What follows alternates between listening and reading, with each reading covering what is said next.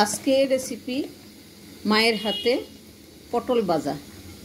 এই পটল ভাজার ভর্তাও খাওয়া যায়, ভাজিও খাওয়া যায়, আবার মাছ দিয়ে রান্না করা যায়।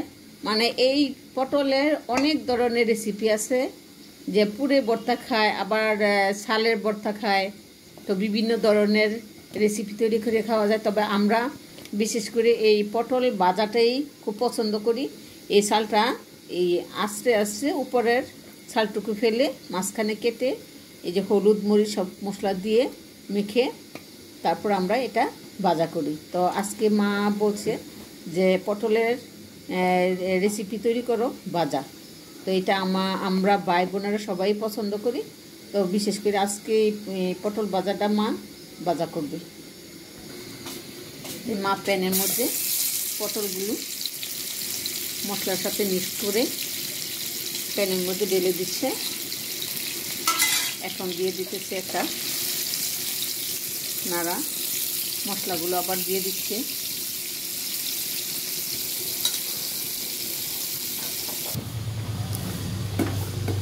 এখন ঢাকনাটা তুলে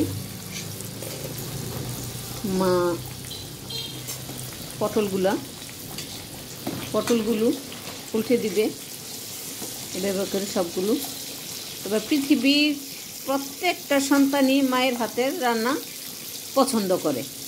এলা যে মা যেভাবেই রান্না করুক, যে কোনো মা, ভর্তা হোক, যে কোনো রান্না হোক বা বিশেষ রেসিপি হোক, সব সন্তানের কাছে যার মায়ের রান্না অসাধারণ। তো আমাদের মায়ের হাতে রান্নাও আমাদের কাছে খুব পছন্দ। এভাবে সুন্দর করে মা উল্টিয়ে দিয়েছে। এখন ঢাকনা দিয়ে ডেকে দিবে, যাতে করে পটলটা সুন্দরভাবে সিদ্ধ হয়ে যায়।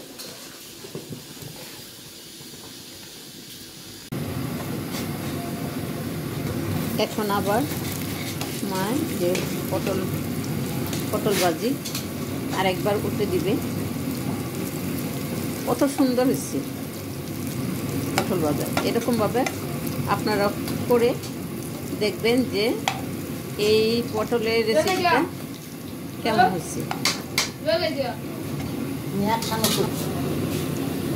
এই যে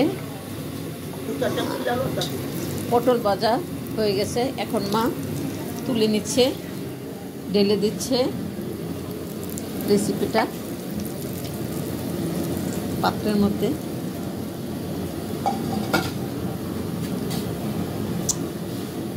এটা হইল।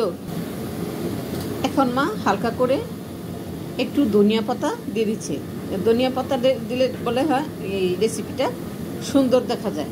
তো মা বলে যে যে জিনিস দেখতে সুন্দর না, ওই জিনিস খাইতেও সুন্দর না। তো খাওয়ায় যদি দেখতে সুন্দর না হয় তাহলে তো খাওয়াটাই নষ্ট হয়ে যাবে। এর জন্য মা বলছে যে রেসিপিটার মধ্যে ধনিয়া পাতা দিয়ে দিতে হবে। তো মা ধনিয়া পাতা দিয়ে দিছে। আমাদের এই পটল ভাজা রেসিপিটা আপনাদের ভালো লাগলে কমেন্ট করবেন, লাইক দিবেন, সাবস্ক্রাইব করবেন। তো সবাই দোয়া করবেন আমার মায়ের জন্য। আলহামদুলিল্লাহ।